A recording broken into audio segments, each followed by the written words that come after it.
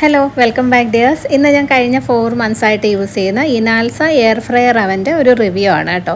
ഇത് 23 ലിറ്റേഴ്സിൻ്റെയാണ്, 23 ലിറ്റർ. എനിക്ക് തോന്നുന്നു ഈ ഒരു മോഡലിൽ ഏറ്റവും വലിയ സൈസ് 23 ആണ്. ഇതിൻ്റെ ചെറിയ സൈസുകൾ അവൈലബിൾ ആണ് കേട്ടോ. ഓൺലൈനായിട്ടാണ് ഞാൻ പർച്ചേസ് ചെയ്തത്. അപ്പോൾ ഇതിന് നമുക്ക് എയർ ഫ്രയറായിട്ടും ഓവനായിട്ടും ബേക്കിങ്ങിനും യൂസ് ചെയ്യാൻ പറ്റുന്നത് കേട്ടോ. നല്ല കോമ്പാക്റ്റ് ആയിട്ടുള്ളൊരു ഡിസൈനാണ്. ഒത്തിരി വെയിറ്റും ഒന്നുമില്ല. അതുകൊണ്ട് തന്നെ നമുക്ക് കിച്ചൺ കൗണ്ടർ ടോപ്പിലൊക്കെ, കിച്ചണൊക്കെ ചെറുതാണേലും നല്ല ഒതുങ്ങിയിരിക്കുന്ന ഒരു ടൈപ്പാണ് കേട്ടോ. നല്ല ലൈറ്റ് വെയിറ്റുമാണ്. നമുക്ക് ക്ലീൻ ചെയ്യാനൊക്കെ മാറ്റാനും ഒക്കെ എളുപ്പമാണ്. ഇനി എയർ ഫ്രയറിൽ ഫുഡ് കുക്ക് ചെയ്യുന്നത് സേഫ് ആണോ എന്നുള്ള കൺസേൺ പലർക്കും ഉണ്ടാവും. ഈ മുകളിൽ കാണുന്നൊരു കോയിൽ കണ്ടോ, നമ്മളിത് ഓൺ ചെയ്യുന്ന സമയത്ത് ഈ കോയിൽ നന്നായിട്ട് ചൂടാവും. അതിൻ്റെ മേളിലൊരു ഫാനും ഉണ്ട് കോയിലിൻ്റെ തൊട്ട് മുകളിലായിട്ട്. ആ ഫാനും കൂടി വർക്ക് ചെയ്യുമ്പം ഫുള്ളായിട്ട് ആ ഹോട്ട് എയർ ഫ്രയറിൻ്റെ ഉള്ളിൽ സർക്കുലേറ്റ് ചെയ്തിട്ടാണ് ഫുഡ് കുക്കാവുന്നത്. അപ്പോൾ അതിൻ്റെ കുക്കിംഗ് മെത്തേഡ് കൊണ്ട് സേഫ്റ്റി ഇഷ്യൂസ് ഒന്നും തന്നെ ഇല്ല. പിന്നെ മെയിനായിട്ടും ശ്രദ്ധിക്കാനുള്ളത്, നമ്മളിത് ഓൺ ചെയ്ത് യൂസ് ചെയ്യുന്ന സമയത്ത് ഇതിൻ്റെ മുകളിൽ സാധനം, ഇപ്പോൾ പലരും ചെയ്യുന്നതാണ് ഓവൻ്റെ മുകളിലൊക്കെ സാധനം വെക്കുന്നത്. വർക്ക് ചെയ്യുന്ന സമയത്ത് ഓവൻ്റെ മുകളിലോ അതുപോലെ സൈഡിലോ ഒന്നും ഇങ്ങനെ ഒരുപാട് ഇടുങ്ങിയ സ്ഥലത്തൊന്നും വെക്കരുത്. കാരണം ചെറിയ വെൻറ്റുകളുണ്ട് ഇതിൻ്റെ പുറത്തും. അപ്പോൾ ആ ഹോട്ട് എയർ സർക്കുലേഷനെ ബാധിക്കുന്ന രീതിയിൽ ഒന്നും തന്നെ വെക്കാതിരിക്കാനായിട്ട് ശ്രദ്ധിക്കണം. ഇനി ഇതിൻ്റെ ആക്സസറീസ് നോക്കാം. ഈ ഒരു ബാസ്ക്കറ്റ് എല്ലാ എയർ ഫ്രയറിൻ്റെയും കൂടെ ഉള്ളതാണ്. പക്ഷേ ഇത് ഞാൻ ഉപയോഗിക്കാറില്ല കേട്ടോ. നേരത്തെ പറഞ്ഞ ആ ഒരു സേഫ്റ്റി കൺസേൺ ഉണ്ടല്ലോ, അത് ഞാൻ പല സ്ഥലത്തും വായിച്ചിട്ടുള്ളത്. ഈ ട്രേയിൽ വരുന്നത് നോൺ സ്റ്റിക്ക് കോട്ടിംഗ് ആണ്. അപ്പോൾ അതിൽ വെച്ച് ഫുഡ് കുക്ക് ചെയ്യുന്നതാണ് സേഫ് അല്ലാത്തത് കാരണം ഹൈ ഹീറ്റിലാണ് ഇത് കുക്കാവുന്നത്. അതാണ് ഒരു കൺസേൺ ആയിട്ട് പലരും പറയാറുള്ളത്. അപ്പോൾ അതുകൊണ്ട് തന്നെ ഇത് ഞാൻ ഉപയോഗിക്കാറില്ല.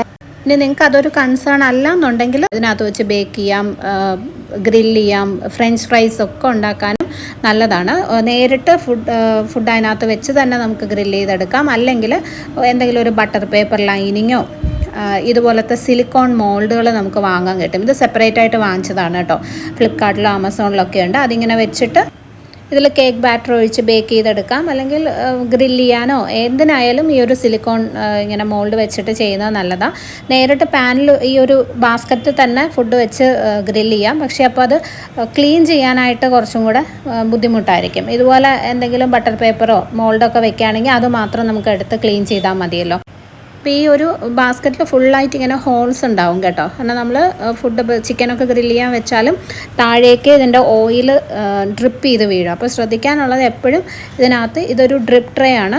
ഇതും ഇതിൻ്റെ കൂടെ തന്നെ കിട്ടുന്ന ആക്സസറിയാണ്. അത് വെച്ചിട്ട് വേണം ഈ ഒരു ട്രേ മേളിൽ വെച്ച് ബേക്ക് ചെയ്യാൻ. അല്ലെങ്കിൽ നമ്മുടെ ആ ഒരു ഓവനകത്ത് ഫുള്ളായിട്ട് എണ്ണയൊക്കെ ആയി ഭയങ്കര ബുദ്ധിമുട്ടായിരിക്കും ക്ലീൻ ചെയ്യാൻ കേട്ടോ. പിന്നെ ഇതിൻ്റെ കൂടെ മാനുവൽ കിട്ടും. അതെൻ്റെ കയ്യിൽ നിന്ന് മിസ്സായിപ്പോയി കേട്ടോ. പിന്നെ ഒരു കുക്ക് ബുക്ക് ഉണ്ട്. കുക്ക് ബുക്കിൽ ഒരുപാട് നല്ല റെസിപ്പീസ് ഉണ്ട്. നമുക്ക് എയർ ഫ്രയറിൽ ട്രൈ ചെയ്യാൻ പറ്റുന്ന ഒത്തിരി റെസിപ്പീസ് ഉണ്ട്. ഇതൊക്കെ നമുക്ക് വലിയ ഫുൾ ചിക്കനൊക്കെ ഗ്രില്ല് ചെയ്യാനുള്ള, റോട്ടിസറി ചിക്കൻ ഉണ്ടാക്കുമ്പം യൂസ് ചെയ്യുന്ന സാധനങ്ങൾ.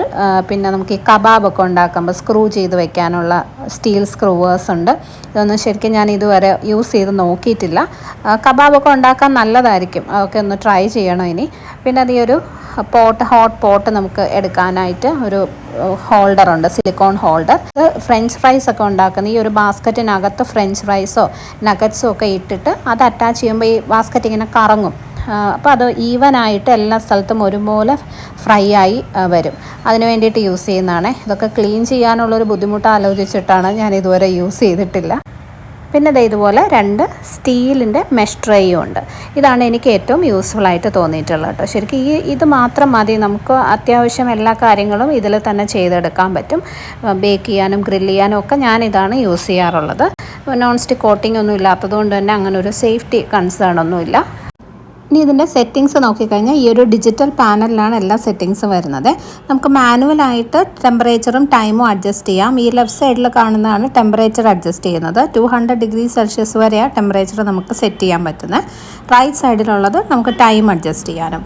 അതല്ലാതെ തന്നെ ഇതിനകത്ത് ഒരുപാട് പ്രീ സെറ്റിങ്സ് ഉണ്ട് കണ്ടോ. ഇതുപോലെ ഫ്രഞ്ച് ഫ്രൈസ്, സ്റ്റേക്ക് ഉണ്ടാക്കാൻ, ഫിഷ് ഗ്രില്ല് ചെയ്യാൻ, prawns, pizza, chicken drum sticks, ചിക്കൻ്റെ ലെഗ് പീസ്, ബേക്ക് ചെയ്യാനുള്ള ഓപ്ഷൻ ഇതാണ്. റോട്ടിസറി ചിക്കൻ ഉണ്ടാക്കാം, ഫുൾ ചിക്കൻ ഗ്രില്ല് ചെയ്തെടുക്കാൻ.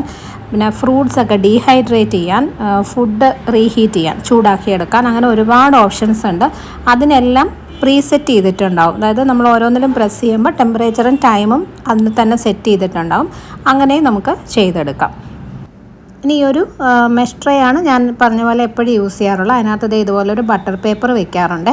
ഇതാവുമ്പം നമ്മളിപ്പോൾ ചിക്കൻ ഫിഷൊക്കെ പ്രത്യേകിച്ച് ഗ്രില്ല് ചെയ്യുമ്പോൾ ഒരുപാട് എണ്ണ വീഴും. അപ്പോൾ ഈ ഒരു ഡ്രിപ്പ് ട്രേയിലും നമ്മൾ ഈ ഒരു ബട്ടർ പേപ്പർ വെച്ചില്ലെങ്കിൽ ഈ 2 ട്രേയിലും നിറയെ എണ്ണയായിരിക്കും. പിന്നെ അത് ക്ലീൻ ചെയ്തെടുക്കുന്നത് കുറച്ച് ബുദ്ധിമുട്ടാണ്.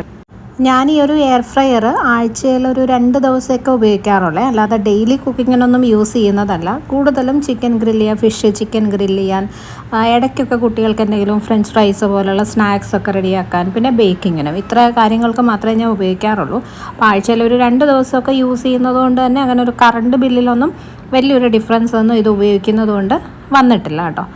ഡെയിലി കുക്കിങ്ങിനാകുമ്പോൾ ചിലപ്പം ചെറിയ ഒരു ഇലക്ട്രിസിറ്റി ഇത് കൺസ്യൂം ചെയ്യുമായിരിക്കും. പിന്നെ എയർ ഫ്രയറിൽ 0 ഓയിൽ കുക്കിംഗ്, തീരെ എണ്ണ ഇല്ലാതെ കുക്ക് ചെയ്യാൻ പറ്റുമെന്ന് ചോദിച്ചാൽ പറ്റും. പക്ഷേ ടേസ്റ്റ് അത്രയ്ക്കൊരു ചെറിയൊരു ഡിഫറൻസ് ഉണ്ടാവും കേട്ടോ. അതായത് നമ്മളിപ്പം ചിക്കൻ ഫിഷൊക്കെ ഗ്രില്ല് ചെയ്യുമ്പോഴായാലും കുറച്ചൊരല്പം എണ്ണയെങ്കിലും മുകളിലൊന്ന് സ്പ്രെഡ് ചെയ്ത് തേച്ച് കൊടുത്തില്ലെങ്കിൽ പുറമേയൊക്കെ കുറച്ചിങ്ങനെ ഡ്രൈ ആയിട്ടായിരിക്കും, മസാലയൊക്കെ ഒത്തിരി ഇങ്ങനെ ഡ്രൈ ആയിട്ടായിരിക്കും വരുന്നത്. അപ്പോൾ അത് കഴിക്കുമ്പോൾ തന്നെ നമുക്ക് ആ ഒരു ഡിഫറൻസ് മനസ്സിലാവും. അപ്പോൾ ഞാനെപ്പോഴും ചിക്കനൊക്കെ ഗ്രില്ല് ചെയ്യുമ്പം ഏതായാലും ഒന്നുകിലും മസാലയിൽ തന്നെ കുറച്ച് എണ്ണയൊന്ന് തേച്ച് കൊടുക്കും, അല്ലെങ്കിൽ അതിൻ്റെ പുറത്ത് വളരെ കുറച്ച് എണ്ണ ഒന്നിങ്ങനെ സ്പ്രെഡ് ചെയ്ത് കൊടുക്കാറുണ്ട് കേട്ടോ. അപ്പോൾ ചിക്കൻ ഗ്രില്ല് ചെയ്യുന്നത് ഒരു 200 ഡിഗ്രി സെൽഷ്യസിൽ 10 മിനിറ്റ് വെച്ചിട്ട് ഒന്ന് തിരിച്ചിട്ട് കൊടുക്കും. വീണ്ടും ഒരു 10 മിനിറ്റ്സും കൂടി വെച്ച് ചെയ്യുമ്പോൾ നല്ല പെർഫെക്റ്റ് ആയിട്ട് ഗ്രില്ല് ചെയ്ത് കിട്ടും കേട്ടോ. നമ്മളിപ്പോൾ OTG ഓവനിലോ അല്ലെങ്കിൽ അല്ലാതെ ചാർക്കോൾ ഗ്രില്ലൊക്കെ ചെയ്യുന്നേക്കാളും നല്ല ജ്യൂസി ആയിട്ട് ടേസ്റ്റി ആയിട്ട് കിട്ടും. എനിക്ക് ഏറ്റവും ഇഷ്ടം ചിക്കനും ഫിഷും ഒക്കെ ഗ്രില്ല് ചെയ്തെടുക്കാനാണിത്. നല്ല ഇപ്പോൾ വീക്കെൻഡൊക്കെ നമുക്ക് നല്ല ജ്യൂസി ചിക്കൻ റെഡിയാക്കാൻ പറ്റും. പിന്നെ ബേക്കിങ്ങിനും പെർഫെക്റ്റ് ആണ്. ഒരു 8 ഇഞ്ചിൻ്റെ മാക്സിമം ഒരു 8 ഇഞ്ച് വരെയൊക്കെയുള്ള ബേക്കിംഗ് പാൻ നല്ല കംഫർട്ടബിളായിട്ട് അതിനകത്ത് ഇരിക്കും. OTGയിൽ ബേക്ക് ചെയ്തെടുക്കുന്നേക്കാളും നന്നായിട്ട് വരാറുണ്ട് കേട്ടോ എനിക്ക്. ഇതിൻ്റെ ഒരു ബേക്കിങ്ങിൻ്റെ ഒരു ഓപ്ഷൻ ഉണ്ടല്ലോ, അത് പ്രസ് ചെയ്ത് കൊടുക്കുമ്പോൾ 160 ഡിഗ്രി സെൽഷ്യസിലാണ് ബേക്ക് ആവുന്നത്. നിങ്ങൾക്ക് വേണമെങ്കിൽ ടെമ്പറേച്ചർ അഡ്ജസ്റ്റ് ചെയ്യാം, പക്ഷേ ഞാൻ 160ൽ തന്നെയാണ് ചെയ്യാറുള്ളത്. ടൈമും അഡ്ജസ്റ്റ് ചെയ്ത് സെറ്റ് ചെയ്ത് കൊടുത്താൽ മതി. OTGയിൽ ചെയ്യുമ്പം പലപ്പോഴും എൻ്റെ കേക്കിൻ്റെ ഒരു മുകളിൽ അധികം ബ്രൗൺ കളർ വരത്തില്ലായിരുന്നു, ആ ഒരു ചെറിയൊരു ഗോൾഡൻ കളറേ വരുള്ളൂ. പക്ഷേ ഇതിനകത്ത് ചെയ്തെടുക്കുമ്പോൾ നല്ല ബ്രൗൺ കളറായിട്ട് കേക്കും നല്ല പെർഫെക്റ്റായിട്ട് കിട്ടാറുണ്ട് കേട്ടോ. അപ്പോൾ ബേക്കിങ്ങിനും ഒക്കെ നോക്കുന്നവരാണെങ്കിൽ നല്ല ഓപ്ഷനാണത്. പിന്നെ സ്നാക്സ് ഉണ്ടാക്കുമ്പം പഴംപൊരി പോലുള്ള സാധനങ്ങളില്ലേ, അതായത് ബാറ്ററിൽ മുക്കി ചെയ്യുന്നതൊന്നും ഈ ഇതിൽ എയർ ഫ്രയറിൽ ചെയ്യാൻ പറ്റില്ല. അല്ലാത്ത ഇപ്പോൾ സമോസ പോലുള്ള സാധനങ്ങളൊക്കെ ഇതുപോലെ നമുക്ക് ബേക്ക് ചെയ്തെടുക്കാൻ പറ്റും. ഒരു 10 മിനിറ്റ് മതി കേട്ടോ ഇത് റെഡിയാക്കാൻ. പിന്നെ ഫ്രഞ്ച് ഫ്രൈസ് നമ്മൾ ഫ്രൈ ചെയ്തെടുക്കുന്നേക്കാളും നല്ല ക്രിസ്പി ആയിട്ട് അടിപൊളിയായിട്ട് കിട്ടും. വളരെ കുറച്ച് എണ്ണ മതി. തീരെ എണ്ണയില്ലാതെ ഇതും ചെയ്ത് കഴിഞ്ഞാൽ അത്ര ഒരു ടേസ്റ്റ് കിട്ടാറില്ല കേട്ടോ. ഇതിൻ്റെ ഈ ഒരു പാക്കറ്റിൽ തന്നെ ഫ്രോസൺ ഫ്രഞ്ച് ഫ്രൈസ് ആണെങ്കിൽ എൻ്റെ പാക്കറ്റിൽ തന്നെ എഴുതിയിട്ടുണ്ട് കുറച്ച് എണ്ണ ഇങ്ങനെ മുകളിലൊന്ന് സ്പ്രെഡ് ചെയ്ത് കൊടുക്കണം എന്നേ. ഇത് ആദ്യം കാണിച്ച ഒരു ബാസ്ക്കറ്റില്ലേ, ഒരു നോൺ സ്റ്റിക്ക് ബാസ്ക്കറ്റ്, അതിലിട്ട് ചെയ്താലും നല്ലതാണ് കേട്ടോ. പക്ഷെ ഞാനത് ഉപയോഗിക്കാത്തത് കൊണ്ട് ഈ ഒരു ട്രേയിൽ തന്നെ ബട്ടർ പേപ്പർ വെച്ചിട്ട് ഇങ്ങനെ സ്പ്രെഡ് ചെയ്ത് കൊടുക്കുക ചെയ്യുന്നത്. പിന്നെ എയർ ഫ്രയറിൽ എന്ത് സാധനവും വെക്കുമ്പോൾ ശ്രദ്ധിക്കാനുള്ളത് ഒന്നിന് മേളിൽ ഒന്നായിട്ട് വെക്കരുത്, മനസ്സിലായോ? എല്ലാം നിരത്തി വെച്ച് കൊടുക്കണം. മുകളിലായിട്ട് ഒരിക്കലും വെക്കാൻ പാടില്ല കേട്ടോ, അത് കറക്റ്റായിട്ട് കുക്കാവത്തില്ല. അപ്പോൾ ഈ ഫ്രഞ്ച് ഫ്രൈസ് ഒക്കെ ഒരു അല്പം എണ്ണ ഇങ്ങനെ ഒന്ന് മുകളിൽ സ്പ്രെഡ് ചെയ്ത് കൊടുത്തിട്ട് ഒരു 5 മിനിറ്റ് വെക്കണം. എന്നിട്ട് ഇതുപോലെ ഒന്ന് ഇളക്കിയിട്ട് കൊടുക്കുക. വീണ്ടും ഒരു 5 മിനിറ്റും കൂടെ വെക്കുമ്പോൾ നല്ല ക്രിസ്പി ആയിട്ട് കിട്ടും. നമുക്ക് ഫ്രൈ ചെയ്തെടുത്താലൊന്നും അത്രയും ഒരു ക്രിസ്പിനെസ് വരാറില്ല. അപ്പോൾ ഇത്രയൊക്കെയാണ് ഞാൻ ഈ ഒരു എയർ ഫ്രയർ ഓവനിൽ ചെയ്യാറുള്ളത് കേട്ടോ. ഞാൻ പറഞ്ഞില്ലേ എനിക്കൊരു ഡെയിലി യൂസിനുള്ളതല്ല, എന്നാലും ആഴ്ചയിൽ ഒരു 2 ദിവസമൊക്കെ ബേക്കിങ്ങിനും ഗ്രില്ലിങ്ങിനും ഒക്കെ ആയിട്ട് ഉപയോഗിക്കുന്നതാണ്. ഡെയിലി കുക്കിങ്ങിന് യൂസ് ചെയ്യുന്നത് ഞാൻ കണ്ടിട്ടുണ്ട് പലരും. മുട്ട പുഴുങ്ങാൻ, ബിരിയാണിക്കുള്ള ഈ ഒരു ഒണിയൻ ഫ്രൈ ചെയ്തെടുക്കാനൊക്കെ, അതൊക്കെ ഇനി എനിക്ക് ഒന്ന് പരീക്ഷിച്ച് നോക്കണം. അപ്പോൾ നിങ്ങൾക്കും ഇതുപോലെ ഇപ്പോൾ ചെറിയ രീതിയിലുള്ള ബേക്കിങ്ങോ ഇതുപോലെ ആഴ്ചയിൽ ഒരു ദിവസം ഒന്ന് ഗ്രില്ല് ചെയ്യാൻ, വെജിറ്റബിൾസൊക്കെ ഗ്രില്ല് ചെയ്തെടുക്കാൻ, അങ്ങനെയൊക്കെ ഉള്ള ഓപ്ഷൻസ് നോക്കുന്നവരാണെങ്കിൽ ഇത് നല്ലതാണ് കേട്ടോ. വലിയ ബൾക്ക് ബേക്കിംഗ് ഒന്നും ഇതിനകത്ത് നടക്കത്തില്ല. നമ്മൾ കൊടുക്കുന്ന പൈസയ്ക്ക് വേർത്തായിട്ടുള്ള പ്രോഡക്റ്റ് തന്നെയാണ്. 4 മന്ത്സായിട്ട് എനിക്ക് വേറെ ഇഷ്യൂസോ കംപ്ലയിൻസോ ഒന്നും ഉണ്ടായിട്ടില്ല. ഓക്കെ, അപ്പോൾ ഇതാണ് ഇതിൻ്റെ ഒരു റിവ്യൂ. പുതിയ റെസിപ്പീസ് ഇതിനകത്ത് ട്രൈ ചെയ്യുമ്പോൾ ഞാൻ ഷെയർ ചെയ്യാം. ഞാൻ വാങ്ങിയ ലിങ്ക് ഡിസ്ക്രിപ്ഷനിൽ കൊടുത്തിട്ടുണ്ട്. അപ്പോൾ നമുക്ക് അടുത്തൊരു വീഡിയോയിൽ കാണാം. എന്തെങ്കിലും ഡൗട്ട്സ് ഉണ്ടെങ്കിൽ കമൻസിൽ ചോദിച്ചാൽ മതി കേട്ടോ. Bye dears, thank you for watching.